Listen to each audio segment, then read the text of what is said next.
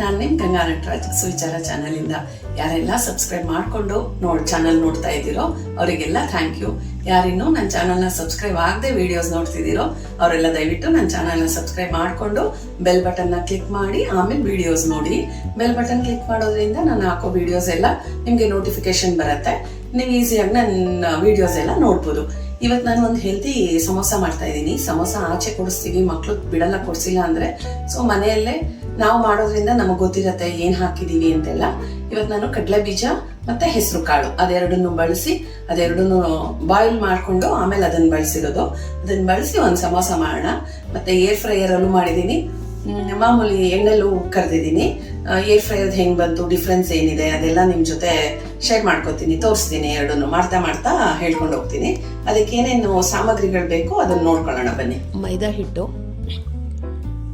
ಹೊರ್ಗಡೆ ಎಲ್ಲ ಡಾಲ್ಡಾ ಹಾಕ್ತಾರೆ. ನಾನು ಡಾಲ್ಡಾ ಬಳಸಲ್ಲ, ನೀವು ಬಳಸಬೇಡಿ ಡಾಲ್ಡಾನ. ತುಪ್ಪ ಮತ್ತು ಉಪ್ಪು ಹಾಕ್ಕೊಂಡು ಕಲಸಿದ್ರೇನು ಬರುತ್ತೆ ಚೆನ್ನಾಗಿನೇ. ಸ್ವಲ್ಪ ಒಂದು 4 ಸ್ಪೂನು ತುಪ್ಪ ಹಾಕ್ಕೊಂಡೆ, ಆ ಚಿಕ್ಕ ಸ್ಪೂನಲ್ಲಿ ಒಂದು 4 ಸ್ಪೂನು ಎಣ್ಣೆ ಹಾಕ್ಕೊಂಡೆ, ಮತ್ತು ಸ್ವಲ್ಪ ಸಕ್ಕರೆ ಹಿಟ್ಟು ಕಲಿಸ್ಕೊಳ್ಳೋಕ್ಕೆ, ಅಜ್ವಾಯಿನು ಓಮ್ ಕಾಳು ಅಂತಾರಲ್ಲ ಅದನ್ನು ಚೆನ್ನಾಗಿ ಕೈಯಲ್ಲಿ ಸ್ವಲ್ಪ ಹಿಂಗೆ ತೀಡ್ಬಿಟ್ಟು ಹಾಕಬೇಕು. ಆವಾಗ ಅದ್ರ ಪರಿಮಳ ಎಲ್ಲ ನೀಟಾಗಿ ಬಿಟ್ಕೊಳ್ಳುತ್ತೆ.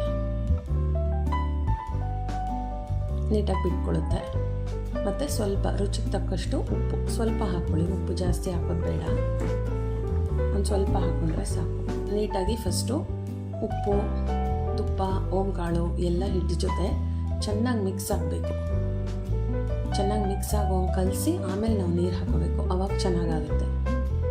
ಯಾವ ಹಿಟ್ಟು ಕಲಿಸ್ಕೊಳ್ಳೋದಾದರೂ ಅಷ್ಟೇ, ಫಸ್ಟು ಈ ಥರದ್ದೆಲ್ಲ ಹಾಕ್ಕೊಂಡಿದ್ದನ್ನು ನೀಟಾಗಿ ಮಿಕ್ಸ್ ಮಾಡಿಕೊಂಡು ಒಂದು ಇಡೀ ಇಡಿದ್ರೆ ಹಂಗೆ ಬರಬೇಕು. ಡಾಲ್ಡಾ ಮಾತ್ರ ಬಳಸೋಕೆ ಹೋಗ್ಬೇಡಿ. ಡಾಲ್ಡಾ ಬಳಸಲ್ಲ ಅಂದರೆ ಸ್ವಲ್ಪ ಬಬಲ್ಸ್ ಥರ ಬರುತ್ತೆ, ಸ್ವಲ್ಪ ತಿನ್ಬೋದು, ಏನು ಅನಿಸಲ್ಲ ಹಂಗೆ. ಅವ್ರು ಡಾಲ್ಡಾ ಹಾಕೋದ್ರಿಂದ ಅದೆಲ್ಲ ಅವಾಯ್ಡ್ ಆಗುತ್ತೆ ಅಷ್ಟೇ. ನಾವು ಬೇಡ ಡಾಲ್ಡಾ ಬಳಸೋದು, ಟೇಸ್ಟ್ ಚೆನ್ನಾಗಿರ್ಬೇಕಷ್ಟೇ ಅಲ್ವಾ ನಮಗೆ. ನೀಟಾಗಿ ಹಿಟ್ಟನ್ನ ಸ್ವಲ್ಪ ಗಟ್ಟಿಗೆ ಕಲಸಿ, ಚಪಾತಿ ಹಿಟ್ಟಷ್ಟು ಸಾಫ್ಟ್ ಬೇಡ, ಸ್ವಲ್ಪ ಗಟ್ಟಿನೇ ಇರಬೇಕು. ಗೋಧಿ ಹಿಟ್ಟಲ್ಲೂ ಮಾಡ್ಬೋದು, ನಾನು ಮೈದಾನೇ ಹಾಕಿದೆ. ಇಷ್ಟು ಗಟ್ಟಿಗೆ ಗೊತ್ತಾಗ್ತಿದೆ ಅನ್ಕೋತೀನಿ ಅದು ಎಷ್ಟು ಗಟ್ಟಿ ಇದೆ ಅಂತ. ಅಷ್ಟು ಅದಕ್ಕಿರಬೇಕು. ಒಂದು ಸ್ವಲ್ಪ ಎಣ್ಣೆ ಹಚ್ಬಿಟ್ಟು ನೀಟಾಗಿ ಮುಚ್ಚಿ 1 ಅವರ್ ಆದರೂ ಅದನ್ನು ರೆಸ್ಟ್ ಮಾಡೋಕ್ಕೆ ಬಿಡಬೇಕು. 1 ಅವರ್, ಮಿನಿಮಮ್ 1 ಅವರ್ ಮುಚ್ಚಿಟ್ಬಿಡಿ. ನೆಕ್ಸ್ಟು ಇಲ್ಲಿ ಪಲ್ಯ ರೆಡಿ ಮಾಡ್ಕೊಳ್ಳೋಣ. ಪಲ್ಯಕ್ಕೆ ನಾನು ಆವಾಗಲೇ ಮೊದಲೇ ಹೆಸರು ಕಾಳು, ಆಲೂಗೆಡ್ಡೆ, ಕಡಲೆ ಬೀಜ ಬೇಯಿಸಿಟ್ಕೊಂಡಿದ್ದೆ. ಇವಾಗ ಬಾಣಲೆಗೆ ಎಣ್ಣೆ ಹಾಕ್ಕೊಂಡು ಸ್ವಲ್ಪ ಜೀರಿಗೆ ಹಾಕಿದ್ದೀನಿ. ಅದೆಲ್ಲ ಆಲ್ರೆಡಿ ಬೆಂದಿದೆ, ಬಟ್ ಉಪ್ಪು ಮಾತ್ರ ಹಾಕಿ ಬೇಯಿಸ್ಕೊಂಡಿರೋದು. ಈಗೆಲ್ಲನೂ ಹಾಕಿ ಮಿಕ್ಸ್ ಮಾಡಿಕೊಂಡ್ರೆ ಖಾರ ಎಲ್ಲ ಆಗ್ತದೆ ಅಂತ. ಜೀರಿಗೆ ಆದಮೇಲೆ ಕಡಲೆ ಬೀಜ ಮತ್ತು ಹೆಸರು ಕಾಳು ಬೇಯಿಸಿಟ್ಟಿರೋದು ಇದನ್ನು ಮಿಕ್ಸ್ ಮಾಡಿಕೊಂಡು ಹಾಗೆ ಮಿಕ್ಕಿದ್ದೆಲ್ಲ ಎಕ್ಸ್ಟ್ರಾ ಮಸಾಲೆ ಪುಡಿ ಥರ ಎಲ್ಲ ಏನೂ ಹಾಕಿಲ್ಲ ನಾನು, ಸ್ವಲ್ಪ ಹೆಲ್ದಿಯಾಗೇ ಇರಲಿ ಅಂತ. ಅದು ಫ್ರೈ ಆದಮೇಲೆ ಸ್ವಲ್ಪ ಕಡಲೆ ಬೀಜ, ಖಾರದ ಪುಡಿ ಹಾಕ್ಕೊಳ್ಳೋದು. ಕೆಲವರು ಹಸಿಮೆಣ್ಸಿನ್ಕಾಯಿ ಹಾಕ್ತಾರೆ, ನಾನು ಬಾಯಿಗೆ ಸಿಗುತ್ತೆ ಅಂತ ಹಸಿಮೆಣ್ಸಿನ್ಕಾಯಿ ಬಳಸಲ್ಲ ಅಷ್ಟು. ಖಾರದ ಪುಡಿನೇ ಚೆನ್ನಾಗಿರುತ್ತೆ. ನೀಟಾಗಿ ಮಿಕ್ಸ್ ಮಾಡಿಕೊಂಡು ನೆಕ್ಸ್ಟ್ ಇನ್ನೂ ಏನೇನು ಹಾಕ್ಕೋಬೇಕು ಹಾಕ್ಕೊಂಡು ಹೋಗೋಣ. 1 ಸ್ಪೂನು ಚಾಟ್ ಮಸಾಲ ಹಾಕ್ಕೊಂಡಿದ್ದೀನಿ. ಚಾಟ್ ಮಸಾಲಲ್ಲಿ ಹುಳಿನೂ ಇರುತ್ತಲ್ವ, ಇದು ಬೇರೆ ಹುಳಿ ಥರ ಎಲ್ಲ ಏನೂ ಹಾಕಿಲ್ವಲ್ಲ, ಅದರಿಂದ 1 ಸ್ಪೂನ್, ಆ ಸ್ಪೂನಲ್ಲಿ 1 ಸ್ಪೂನ್ ಹಾಕ್ಕೊಂಡಿದ್ದೀನಿ. ಮತ್ತು ಸ್ವಲ್ಪ ಗರಂ ಮಸಾಲ ಹಾಕ್ಕೊಂಡಿದ್ದೀನಿ. ನೀಟಾಗಿ ಮಿಕ್ಸ್ ಮಾಡಿಕೊಂಡು ಸ್ವಲ್ಪ ಉಪ್ಪು ಹಾಕ್ಕೊಂಡೆ. ಉಪ್ಪು ಕಾಳಿಗೆಲ್ಲ ಹಾಕಿದ್ದೀನಿ, ಆದರೂ ಒಂದು ಸ್ವಲ್ಪ ಹಾಕ್ಕೊಂಡೆ, ಸ್ವಲ್ಪ ಹಾಕಿದ್ದೆ ಅಲ್ಲಿ, ಅದಕ್ಕೆ ಒಂದು ಸ್ವಲ್ಪ ಹಾಕ್ಕೊಂಡು ಚಿಟಿಕೆ ಅಷ್ಟೆ. ಕಾಳು ಮತ್ತು ಆಲೂಗಡ್ಡೆ ಎಲ್ಲ ಬೇಯಿಸಿ ಎತ್ತಿಟ್ಕೊಂಡಿರೋದೇನೆ, ಬೇಯಿಸಿ ಸಿಪ್ಪೆ ಎಲ್ಲ ತೆಗೆದು ಕ್ಲೀನ್ ಮಾಡಿ ಇಟ್ಕೊಂಡಿದ್ದೆ. ಅಷ್ಟು ಆಲೂಗಡ್ಡೆ ಹಾಕ್ಕೊಂಡಿದ್ದೀನಿ. ನೀಟಾಗಿ ಆ ಕಡೆ ಪಲ್ಯ ಆಯಿತು. ಇವಾಗ ಹಿಟ್ಟು ಕಲಸಿಟ್ಕೊಂಡಿದ್ನಲ್ಲ, ರೆಸ್ಟ್ ಮಾಡಿ ಆಗಿದೆ, 1.5 ಅವರ್ ಇಟ್ಟಿದ್ದೆ ನಾನು. ನೀಟಾಗಿ ಚಪಾತಿ ಥರ ಹಾಕ್ಕೊಂಡು ಹಿಂಗೆ 4 ಭಾಗ ಮಾಡ್ಕೋಬೇಕು, ಹೀಗೆ ಕಟ್ ಮಾಡ್ಕೋಬೇಕು. ಆವಾಗ ನೀಟಾಗಿ ಅದನ್ನು ಫಿಲ್ ಮಾಡೋಕ್ಕೆ ಸರಿ ಹೋಗುತ್ತೆ. ನಾನು ಒಂದೇ ಸಲ ಎಲ್ಲ ಚಪಾತಿ ಲಟ್ಟಿಸ್ಬಿಟ್ಟು ಅದನ್ನು ಒಂದು ಕಡೆ ಎತ್ತಿಟ್ಕೊಂಡ್ರೆ ಆಮೇಲೆ ನಿಧಾನ ಕೂತ್ಕೊಂಡು ಅದನ್ನು ಫಿಲ್ ಮಾಡಿದ್ಮೇಲೂ ಒಂದು ಸ್ವಲ್ಪ ಹೊತ್ತು ರೆಸ್ಟ್ ಮಾಡೋಕ್ಕೆ ಬಿಡಬೇಕಾಗತ್ತೆ. ಅದಕ್ಕೆ ನೀಟಾಗಿ ಅದನ್ನ ಒಳಗೆಲ್ಲ ಸೇರಿಸಿ ಕೈಯಲ್ಲೇ ಮಾಡ್ಕೊಳ್ಳಿ, ಇಲ್ಲಾಂದರೆ ನೀಟಾಗಿ ಒಳಗೆ ಹೋಗಲ್ಲ. ಫುಲ್ ನೀಟಾಗಿ ಹೋಗಿಲ್ಲ ಅಂದರೆ ಹಿಟ್ಟು ಥರ ಅನಿಸ್ಬಿಡುತ್ತೆ.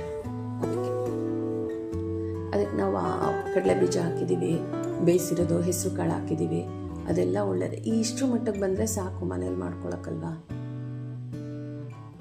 ನೀಟಾಗಿ ಕಾಣಿಸುತ್ತೆ. ಅದನ್ನು ತಳ ಸ್ವಲ್ಪ ಹಿಂಗೆ ಒತ್ತಿಬಿಟ್ರೆ ಸಮೋಸ ಶೇಪೇ ಬಂದುಬಿಡುತ್ತೆ. ನೋಡಿ, ಅದು ಒಂಥರ ಮಾಡಿಕೊಂಡೆ ಹಾಗೆ. ಇವಾಗ ಇದು ಒಂಥರ, ಇದನ್ನು ಜಸ್ಟ್ ಹಿಂಗೇನೆ ಇಷ್ಟೇ ಹಾಗೆ ಪ್ರೆಸ್ ಮಾಡ್ಕೊಂಡು ಬಂದು ತಳ ಒಂದು ಸ್ವಲ್ಪ ಒತ್ತಿದ್ರೆ ಸಮೋಸ ಶೇಪ್ ಬರುತ್ತೆ ಅಷ್ಟೆ.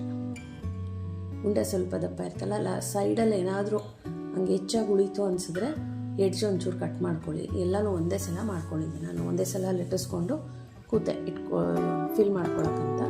ಅದಷ್ಟನ್ನು ನೀಟಾಗಿ ಹಾಗೆ ಮಾಡ್ಕೊಂಡ್ಬಿಟ್ರೆ ಮುಗ್ದೋಯ್ತು.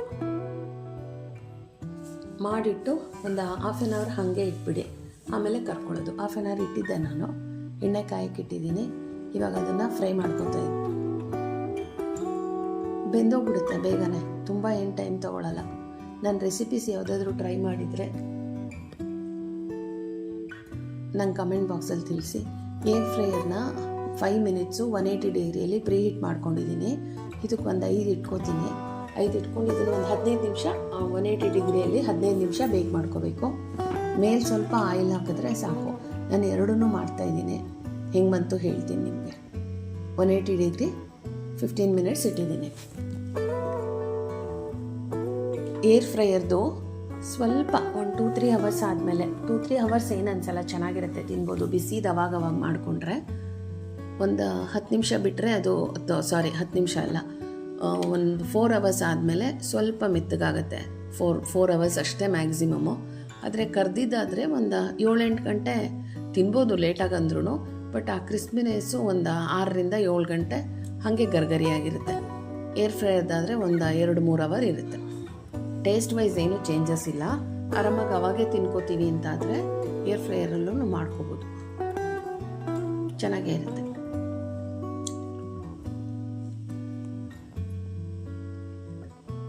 ಏರ್ ಫ್ರೈಯಲ್ಲೂ ಅದಾಗೋ ಅಷ್ಟರಲ್ಲಿ ಇದು 2 ಬ್ಯಾಚ್ ಏನೋ ಕರೆದಿಟ್ಕೊಂಡೆ. ಅದರಲ್ಲಿ ಒಂದು 5 ಆಗಿತ್ತು ಅಷ್ಟೇ, 5 ಇಟ್ಟಿದ್ದು ಒಂದು ಸಲಕ್ಕೆ. ಏರ್ ಫ್ರೈ ಆಗ್ತಾಯಿದೆ ನೋಡಿ, ಅಲ್ಲಿ ಕಾಣಿಸ್ತಾ ಇದೆಯಾ? ವಿಡಿಯೋ ಸ್ವಲ್ಪ ಹಂಗೆ ತೆಕ್ಕೊಂಡೆ. ಬಾಯ್ಲ್ ಆಗ್ತಾಯಿದೆ ನೋಡಿ, ಕೆಂಪು ಕಾಣಿಸ್ತಾ ಇದೆ ಸ್ವಲ್ಪ. ಇವಾಗ ಅದಾಯಿತು. ಒಂದು ಚಟ್ನಿ ಮಾಡ್ಕೋಬೇಕಲ್ಲ ಇದಕ್ಕೆ, ಗ್ರೀನ್ ಚಟ್ನಿ. ಅದಕ್ಕೆ ಸ್ವಲ್ಪ ಕೊತ್ತಂಬರಿ ಸೊಪ್ಪು, ಒಂದು 2 ಹಸಿಮೆಣ್ಸಿನ್ಕಾಯಿ, ಪುದೀನ ಮತ್ತು ಶುಂಠಿ ಅದಷ್ಟನ್ನು ರುಬ್ಬಿ, ಅದಕ್ಕೆ ಹುಣಸೆಹಣ್ಣೇನು ಹಾಕಿರಲ್ಲವಲ್ಲ, ಅದಕ್ಕೆ ಸ್ವಲ್ಪ ಲೆಮನ್ನ ಇಟ್ಕೋಬೇಕು. ಈಗ ನೋಡಿ, ಈ ಸೈಡಲ್ಲಿರೋದು ಸ್ವಲ್ಪ ವೈಟಿಶ್ ಆಗಿರೋದು ಏರ್ ಫ್ರೈಯರ್ದು, ಈ ಕಡೆ ಇರೋದು ಡೀಪ್ ಫ್ರೈದು. ಇಷ್ಟ ಆದರೆ ಲೈಕ್ ಮಾಡಿ, ಶೇರ್ ಮಾಡಿ ಫ್ಯಾಮಿಲಿ ಫ್ರೆಂಡ್ಸ್ ಜೊತೆ. Thank you for watching.